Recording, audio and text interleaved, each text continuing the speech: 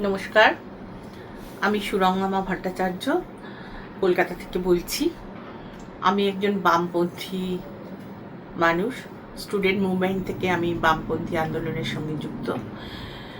স্বাধীনতার পর থেকে যত নির্বাচন হয়েছে, বিধানসভা এবং লোকসভা, মানে পশ্চিমবঙ্গের রাজ্যভিত্তিক যে ভোট, তাকে এখানে বিধানসভার ভোট বলা হয়, যেটা অনুষ্ঠিত হয়েছে গত 23 এবং 29 এপ্রিল, এবং তার ফল প্রকাশ হলো আজ।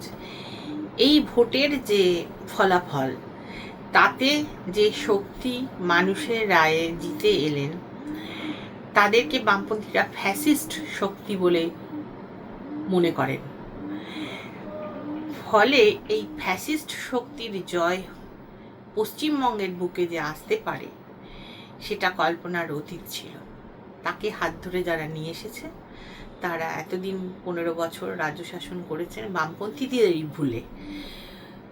সেই তৃণমূল কংগ্রেস পার্টি, যার মুখ্যমন্ত্রী ছিলেন মমতা বন্দ্যোপাধ্যায়, তার নানা রকম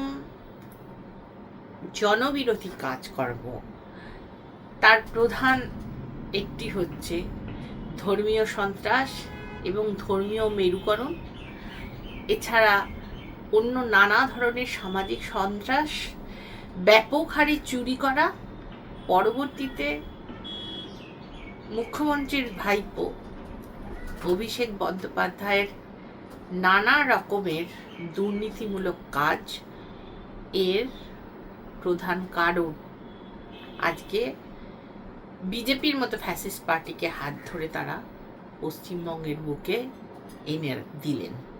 আজকের দিনে দাঁড়িয়ে এই নির্বাচন যেভাবে প্রথম থেকে পরিচালনা করা হলো এবং তার ফলাফল পাওয়া গেল, আমাদের কেন্দ্রীয় সরকার, বিজেপি গভর্নমেন্ট, আপনারা জানেন কেন্দ্রীয় সরকারে তারা আছে, তার প্রধানমন্ত্রী নরেন্দ্র মোদী খুব সুন্দরভাবে গুটি সাজিয়েছিলেন।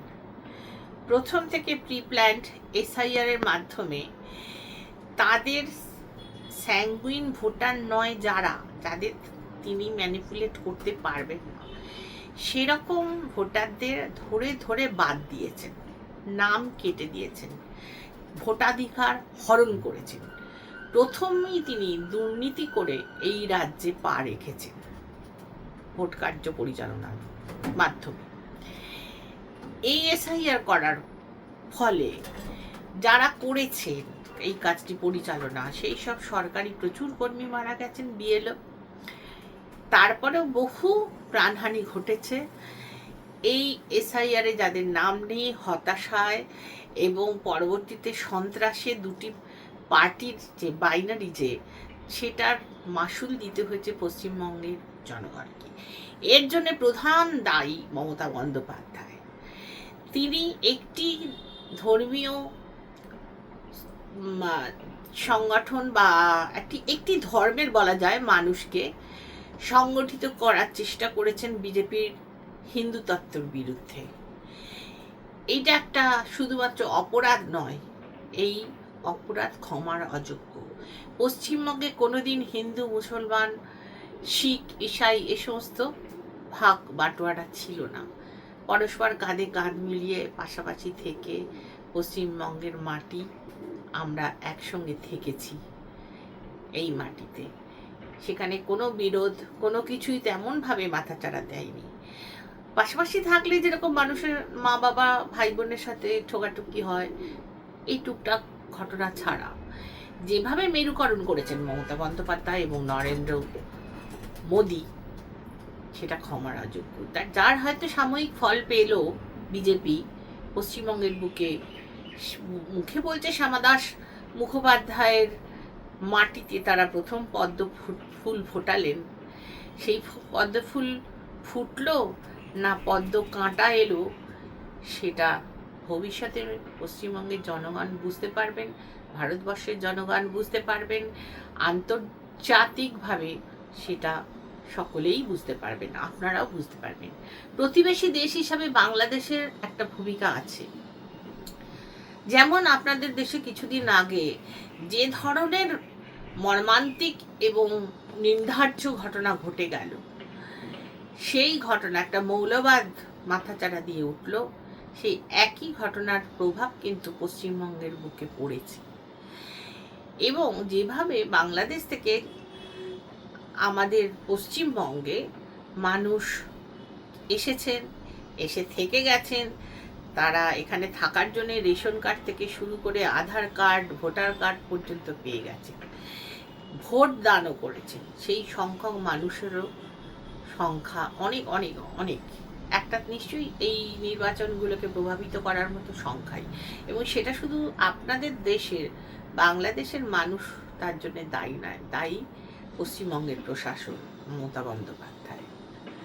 ফলে এই সমস্ত নানা রকম ঘটনা আশপাশের, সেগুলো প্রভাব রেখেছে। সব থেকে বড় প্রভাব রেখেছে কিছুদিন আগে ঘটে যাওয়া আমাদের মেয়ে অভয়া, একজন ডাক্তার, তার সরকারি প্রেমিসেসের মধ্যে, তার কর্মক্ষেত্রে যেভাবে তাকে খুন করে, রেপ করে ফেলা হয়েছে এবং তার মৃতদেহ আত্মসাৎ করে নিয়ে গিয়ে তড়িঘড়ি পুড়িয়ে ফেলার চেষ্টা করা হয়েছে, অন্ত্যেষ্টি করার চেষ্টা করা হয়েছে। সেই যে ঘটনা, যে ঘটনায় পশ্চিমবঙ্গের রাস্তায় নেমেছিল প্রত্যেকটি বাড়ি থেকে মানুষজন, জেলায় জেলায়, রাজ্যে এবং কলকাতার বুকে। এবং এই কলকাতার বুকে তার মৃতদেহকে আটকে ছিল যে ছেলেটি, কলতান দাশগুপ্ত, সিপিআইএম এর এবারের ক্যান্ডিডেট ছিলেন পানিহাট কেন্দ্র থেকে, এবং মীনাক্ষী মুখার্জি, তিনি ক্যান্ডিডেট ছিলেন উত্তরপাড়া কেন্দ্র থেকে সিপিআইএম এর। তাদের ভূমিকা অত্যন্তভাবে পজিটিভ, এবং তারা না থাকলে এই মৃতদেহ অভয়ার মা বাবা হাতে পেতেন না। তাকে সুইসাইড করা হয়েছে, আত্মহত্যা করেছে বলে চালিয়ে দেওয়ার চেষ্টা করেছিলেন মমতা বন্দ্যোপাধ্যায় এবং তার সরকার। এবং তার পেছনে যা যা ঘটনা রয়েছে, আজকে মমতা বন্দ্যোপাধ্যায়ের হার প্রধানত দায়ী সে কারণে। আপনারা জানেন কিছুদিন ধরেই রাস্তায় রাস্তায় আমাদের দেশের মেধাবী ছাত্রছাত্রীরা, যারা টিচার হিসাবে পরীক্ষা দিয়েছিলেন, এসএসসি পরীক্ষা, স্কুল সার্ভিস কমিশন, তাতে যেসব ছাত্রছাত্রীরা তাদের মেধাভিত্তিক তালিকায় নাম থাকা সত্ত্বেও চাকরি পাননি, টাকার বিনিময়ে সেসব চাকরি বিক্রি হয়ে গেছে, যাদের কোনো রকমই কোয়ালিটি নেই, সেই সব ছেলেমেয়ের কাছে তারা রাস্তার মধ্যে অনশন করেছেন দিনের পর দিন। মমতা বন্দ্যোপাধ্যায় তাদের দিকে ফিরেও তাকাননি। এবং তিনি কিছুদিন আগে পুজোর পরে কার্নিভাল করেছেন। সেই কার্নিভাল মানে মনে হচ্ছিল দেখে সেখানে দেশ বিদেশের মানুষ আসছেন, কার্নিভালের উৎসব হচ্ছে, আর তার পাশেই বসে রয়েছে না খেয়ে অনশনে থাকা এই আমাদের পশ্চিমবঙ্গের মেধাবী যৌবন। এসব পাপ যাবে কোথায়? তাই অ্যান্টি তৃণমূল ভোট হয়েছে পশ্চিমবঙ্গে, যার ফায়দা লুটেছে বিজেপি। এবং তারা তো মিলেজুলে সরকার চালিয়েছে এতদিন। দুটি সরকারের দুটি দলের পেছনেই রয়েছে আরএসএস নামক একটি, আপনারা জানেন, রাষ্ট্রীয় স্বয়ংসেবকের মতো অত্যন্ত কমিউনাল এবং সংঘবদ্ধ একটা দল। এই দুটি দলেরই তাকে বাবা বলা যায়। ফলে আজকে যা দেখছেন সেটা একটা কয়েনের এপিট আর ওপিট। এখন পশ্চিমবঙ্গের জনগণ প্রচণ্ডভাবে অ্যান্টি ভোট করেছে, অ্যান্টি তৃণমূল ভোট করেছে, অ্যান্টি সন্ত্রাসবাদের বিরুদ্ধে ভোট করেছেন। বিভিন্ন কিছুদিন আগে আরও ঘটনা ঘটেছে এই রাজ্যে, ঘটনার তো শেষ নেই, ফলে একটার পর একটা বলতে গেলে সে মহাভারত হয়ে যাবে। কিছুদিন আগে তৃণমূল কংগ্রেসের সরকারের মন্ত্রীর ঘরে ট্রাক ফ্ল্যাট গাড়ি টাকা পাওয়া গেছে, একজন আধজন নয়, প্রচুর লোকজন, এবং তার জন্য তারা জেল খেটেছেন, এখনো খাটছেন, এরকম লোকজন আছে। সদ্য জামিন পেয়েছেন, পেয়ে ইলেকশনে দাঁড়িয়ে পড়েছেন। এই ধরনের একটা মাফিয়ার দল পশ্চিমবঙ্গে 15 বছর রাজত্ব করেছে। বামপন্থীদেরই ভুলে মনে রাখতে হবে যে 34 বছরের বামফ্রন্ট সরকার এদেশে ছিল, শেষের দিকে এই সরকারের কতগুলো ভুল আজকে তৃণমূল সন্ত্রাসী তৃণমূলকে নিয়ে এসেছিল পশ্চিমবঙ্গে পরিবর্তন চেয়ে পশ্চিমবঙ্গের মানুষ। পুরো পশ্চিমবঙ্গকে ঘিরে নিয়েছে আধা সামরিক বাহিনী। প্রত্যেকটি এ রাজ্যের আমাদের যে সরকারি মেন অফিস নবান্ন থেকে পরিচালনা করা হয় এখন, আগে রাইটার্স বিল্ডিং থেকে পরিচালনা করা হতো পশ্চিমবঙ্গ সরকারের অফিস, সেই নবান্নকে ঘিরে নিয়েছে আধা সামরিক বাহিনী। সমস্ত সরকারি অফিসের ভিতরে আধা সামরিক বাহিনী তল্লাশি চালাচ্ছে, প্রত্যেকটি কর্মীর ব্যাগ তল্লাশি করা হচ্ছে যাতে অফিস থেকে কোনো কিছু বাইরে না বেরিয়ে যায়।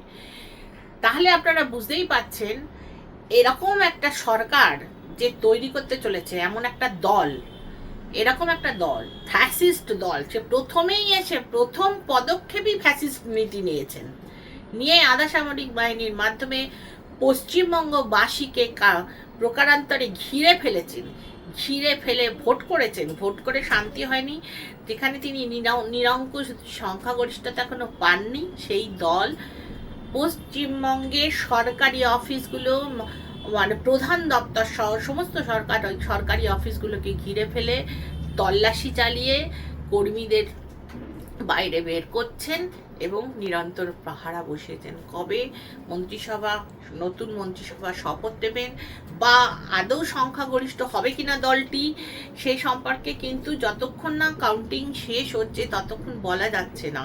তার আগেই তারা এই কাজ করতে শুরু করেছে। কেন্দ্রীয় সরকারে থাকার জন্য তারা ক্ষমতার অপব্যবহার করছে।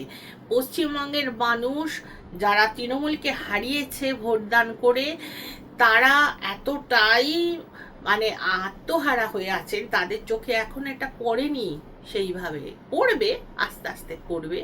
যেমন একদিনে লোকে তৃণমূলকে বোঝেনি, পরিবর্তন চাই করে নিয়ে এসেছিল, আবার পরিবর্তন না প্রত্যাবর্তন না আবার পরিবর্তন, তাই চেয়ে আবার ফ্যাসিস্ট আরেকটা শক্তি মাথাচাড়া দিয়ে উঠে এখন আমাদেরকে প্রকারান্তরে ঘিরে রেখে তারা নিজেদের কার্য সমাধা করবে।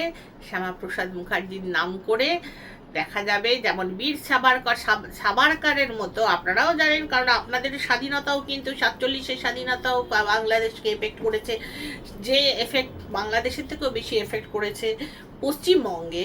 আমরা উদ্বাস্তু হয়ে এদেশে চলে এসেছি সেই স্বাধীনতা আন্দোলন 47-এর পর থেকে। যে সাভারকার সেই স্বাধীনতা আন্দোলনে ব্রিটিশদের কাছে রীতিমতো মুচলেকা দিয়ে আত্মসমর্পণ করেছিল বিজেপি গভর্নমেন্ট। আপনার আন্দামানে যান দেখতে পাবেন বীর সাভারকার বলে তার নামে এয়ারপোর্ট করেছে, সারা আন্দামানে বীর সাভারকারের নানা মূর্তি স্থাপিত হয়েছে এবং সবাই সাভারকারের জয়গান করছে। গান্ধীজিকে হত্যা করেছিল যে নাথুরাম গডসে, সেই নাথুরাম গডসে এখন বীর হিসেবে পূজিত হচ্ছেন। সেই ফ্যাসিস্ট বিজেপি দল আজকে পশ্চিমবঙ্গের বুকে দেখুন কিভাবে হনুমানের জয়ন্তী পালন করে, আর কিভাবে রামের নামে রামনবমী পালন করে, এবং কিভাবে হনুমানের মূর্তি বসিয়ে বসিয়ে প্রত্যেকটা রাস্তার মধ্যে কি ধরনের মানে উল্লাস করবে, এটা আমরা এখনই বুঝতে পারছি। এবং শুধু হনুমান বা রামকে নিয়েই তারা খুশি থাকবেন না, তারা যে সমস্ত মূর্তিগুলো আছে সেগুলোর প্রতি আগে তাদের সেই সহযোগিতা বা অসহযোগিতা যাই বলুন না কেন, তাই তারা দেখানো শুরু করে দিয়েছেন অলরেডি। যেমন যাদবপুরে লেনিন মূর্তি অলরেডি ভাঙতে এসেছিল ফ্যাসিস্ট বিজেপি, সেখানে সৃজন ভট্টাচার্য সিপিআইএম এর তরুণ নেতা, এসিপিআই সর্বভারতীয় সম্পাদক, তার নেতৃত্বে তারা সেখানে পাহারা দিচ্ছেন ছাত্ররা এবং সেটা বাঁচিয়েছেন। এটা কতদিন কতভাবে করবে পশ্চিমবঙ্গের জনগণ, কতদিন রাত জাগবে? দিনের পর দিন যা শুরু হবে, যদি না হয় খুব ভালো, কিন্তু যদি যা ইতিহাস বলছে, যা আমরা দেখেছি বিজেপি শাসিত সমস্ত রাজ্যগুলি, তাদেরকে মণিপুরে কি হচ্ছে, মণিপুরের আগুন কেন নেবাচ্ছেন না মোদি? তার ক্ষমতা আছে সেই আগুন নেবানোর।